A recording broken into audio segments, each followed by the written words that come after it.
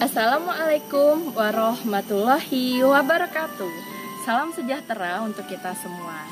Hai anak-anak, pada hari ini sebelum kita belajar, sebaiknya kita berdoa terlebih dahulu menurut agama dan kepercayaan masing-masing.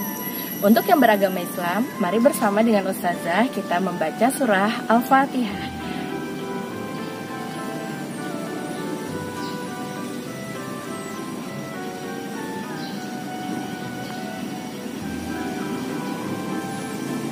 Amin ya Rabbal Alamin. Berdoa selesai.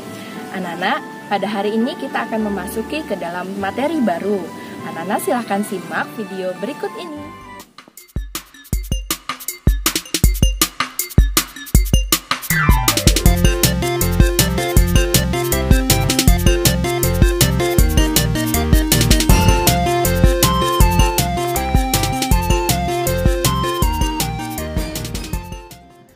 Anak-anak, pada hari ini kita akan mempelajari tematik kelas 2, tema 5, pengalamanku, subtema 3 dan 4, pengalamanku di tempat bermain dan tempat wisata. Materinya tentang Pancasila dan pengamalan Pancasila, sila keempat dan sila kelima di dalam kehidupan sehari-hari. Untuk kompetensi dasarnya yaitu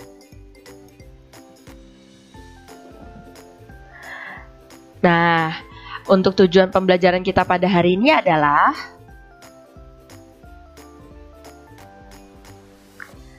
baiklah, kita masuk ke dalam materi. Beni, Edo, Udin, Lani, dan Dayu satu kelas. Sebelum bermain, kelompok ini selalu bermusyawarah seperti memilih permainan yang akan dilakukan. Perhatikan gambar berikut ini. Bagaimana kalau bermain bola kasti, kata Udin. Kemudian Dayu menjawab setuju. Lalu Beni mengatakan, baiklah teman-teman, kali ini kita bermain bola kasti. Setelah kalian memperhatikan gambar di samping, perilaku mereka sesuai dengan sila keempat pada Pancasila. Bagaimana bunyi sila keempat pada Pancasila? Masih ingat? Mari kita tuliskan di dalam kotak ini, yaitu kerakyatan yang dipimpin oleh hikmat kebijaksanaan dalam permusyawaratan perwakilan. Mari kita lanjutkan. Anak-anak, perhatikan gambar berikut. Di sini ada simbol sila keempat pada Pancasila. Beni dan temannya akan belajar PPKN. Satu kelas Beni akan belajar musyawarah. Musyawarah untuk mencapai kata mufakat atau kesepakatan, ya. Beni dan temannya perlu semangat kekeluargaan. Ternyata musyawarah untuk memilih ketua kelas. Nah, jadi kalian perhatikan gambar dengan teliti ya. Ini salah satu contoh bentuk dari musyawarah. Nah, teman-teman Beni memilih mana yang akan dijadikan ketua kelas. Suara yang terbanyak nanti itu akan menjadi ketua kelas yang telah terpilih. Mari kita lanjutkan. Ayo membaca. Judulnya pemilihan ketua kelas. Pada hari ini kelas Beni bermusyawarah. Beni dan temannya musyawarah untuk menentukan ketua kelas. Musyawarah didampingi guru kelas. Berdasarkan hasil musyawarah, didapatkan 2 orang siswa calon ketua kelas. Kedua orang siswa tersebut adalah Udin dan Edo. Selanjutnya, Beni dan temannya memilih ketua dan wakil ketua. Caranya dengan musyawarah lagi. Akhirnya yang terpilih Udin. Udin sebagai ketua kelas. Dan Edo pun menerima dengan legowo. Apa itu legowo? Ya, legowo itu dengan lapang dada, berbesar hati. Artinya dia tidak marah dengan keputusan yang ada, namun dia menerima, ya. Nah, mari kita jawab pertanyaan berikut ini. Apa yang dilakukan Beni dan temannya? Ya, benar. Mereka bermusyawarah untuk menentukan ketua kelas. Nah, sebutkan nama calon ketua kelas yang terpilih. Nah, siapa tadi yang terpilih anak-anak? Iya, benar. Udin dan Edo. Bagaimana hasil musyawarah yang dilakukan? Nah, ternyata hasilnya yaitu benar, Udin yang terpilih sebagai ketua kelas. Apakah Edo menerima hasil pemilihan ketua kelas? Nah, Edo menerima atau marah-marah nih anak-anak? Ya, Edo menerima dengan legowo. Nah, mengapa kegiatan musyawarah perlu kita lakukan?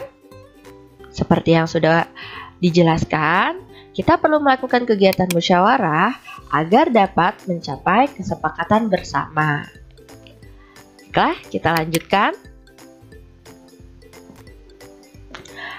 Mari perhatikan gambar berikut ini. Nah, kira-kira ini simbol dari Pancasila. Sila keberapa ya anak-anak? Benar, ini adalah simbol Pancasila, sila kelima. Bagaimana bunyi sila kelima? Ya, berbunyi keadilan sosial bagi seluruh rakyat Indonesia. Sila kelima ini dilambangkan dengan padi dan kapas. Sila ini hubungannya dengan bersikap adil. Adil terhadap semua orang. Contoh sikap adil adalah hormat kepada anggota keluarga, senang dengan buatan teman, baik kepada semua teman sekelas, ingin selalu maju bersama teman dan adil kepada semua teman, saling menolong kepada semua orang.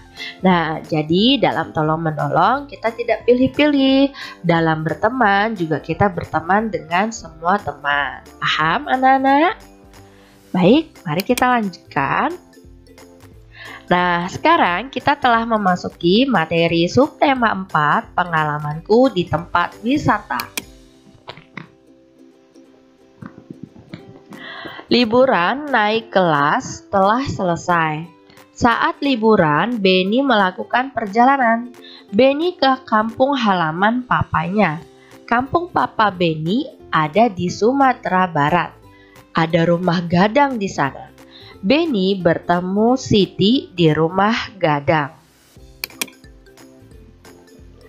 Nah, mari kita amatilah percakapan berikut. Percakapan Beni dan kakaknya. Kakak Beni bernama Tiur. Kak, lihat rumah gadang. Bagaimana kalau aku dan kakak masuk ke dalamnya?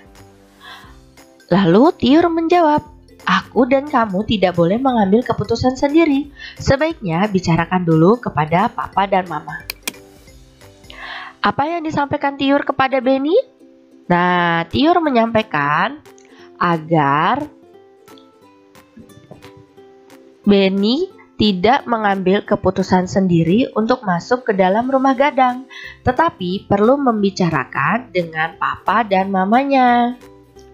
Sikap apakah yang dilakukan?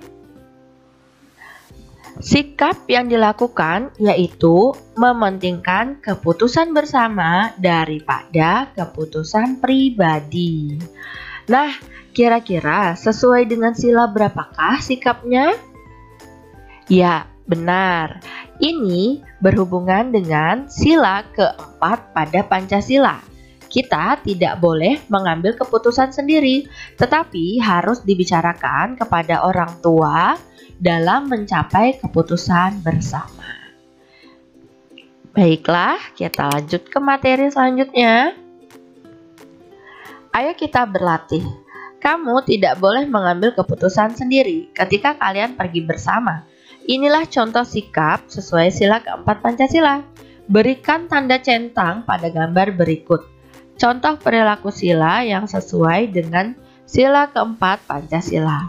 Nah, di gambar pertama ada orang yang sedang berdiskusi ya.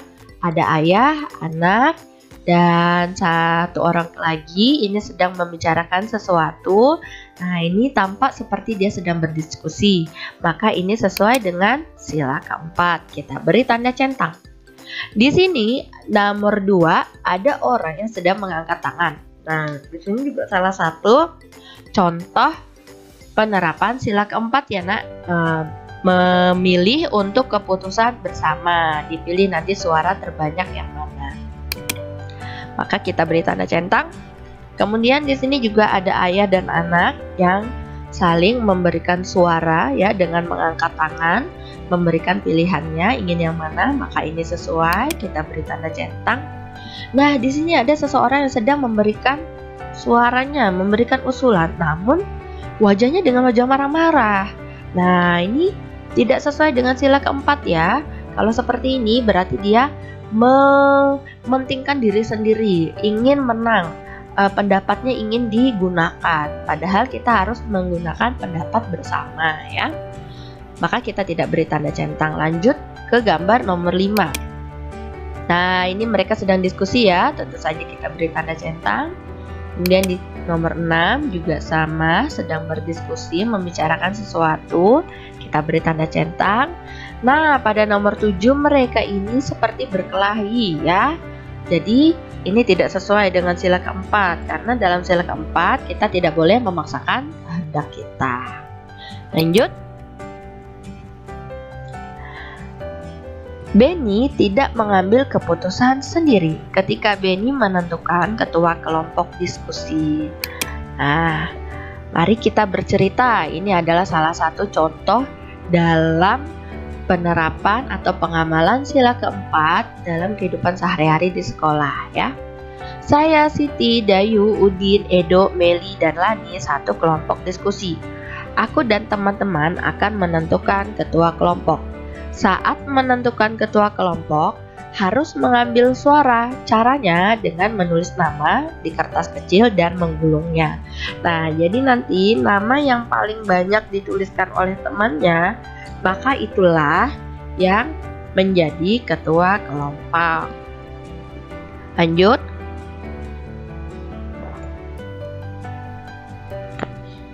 Beni pergi ke Papua bersama Edo. Keluarganya bermusyawarah. Akhirnya keluarga sepakat pergi ke Raja Ampat. Nah, musyawarah merupakan contoh sikap yang baik karena sesuai dengan sila keempat pada Pancasila. Nah, anak-anak, mari kita tuliskan sikap-sikap apa saja yang sesuai dengan sila keempat Pancasila. Yang pertama, apa? Ya, berdiskusi atau bermusyawarah ya. Sebelum kita mencapai keputusan, kita berdiskusi dulu atau bermusyawarah supaya keputusan yang diambil itu merupakan kepentingan bersama. Lanjut, apalagi? Ya, tidak mementingkan diri sendiri atau tidak egois ya. Jadi kita tidak boleh memaksakan kehendak kita ketika kita sedang berdiskusi. Nah, menghargai pendapat orang lain. Apabila ada orang lain yang berbeda pendapat dengan kita tidak boleh marah, kita juga tidak boleh memusuhi temannya ya. Nah, jadi kalau dia berbeda pendapat, maka tidak apa-apa. Kita saling menghargai. Itulah namanya perbedaan. Lanjut. Bersikap legowo. Seperti yang sudah dijelaskan tadi ya, bersikap legowo artinya menerima apabila ternyata pendapat kita tidak menjadi keputusan akhir ya.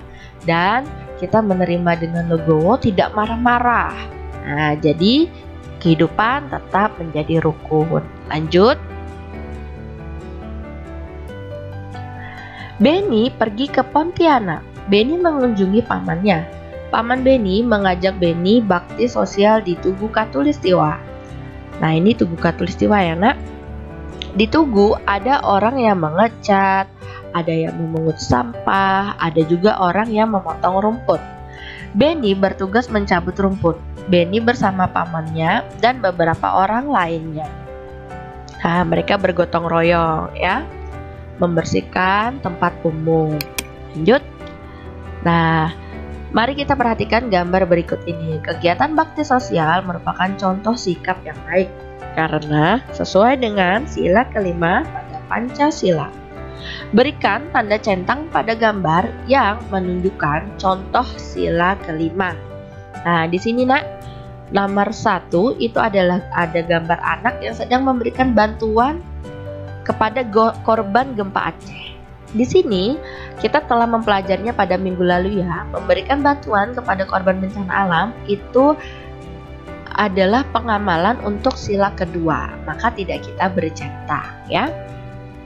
Kemudian di sini ada ini dia tidak mau membantu ya, tidak mau membantu mengangkat-ngangkat, maka sudah pasti ini tidak sesuai dengan sila kelima, maka tidak diberi centang. Kemudian di nomor 3 ada Lani yang sedang memberikan bantuan ya kepada orang yang tidak mampu agar mereka bisa hidup mandiri. Nah, ini termasuk dalam salah satu contoh pengamalan sila kelima ya.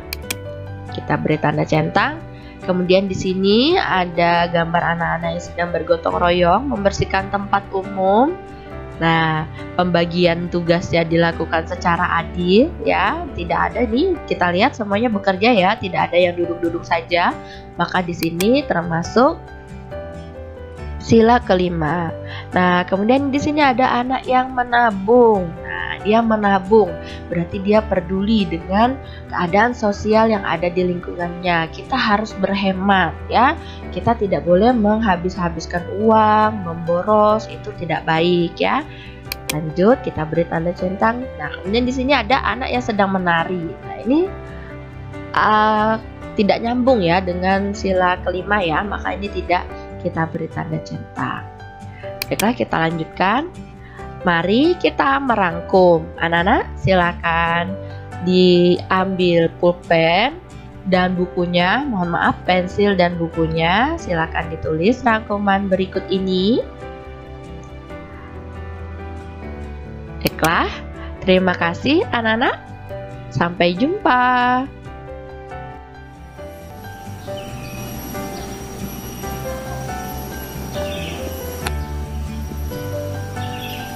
Nah, anak-anak, demikian pembelajaran kita pada hari ini. Jangan lupa di like, share, dan subscribe. Terima kasih telah menyaksikan video ini. Wassalamualaikum warahmatullahi wabarakatuh.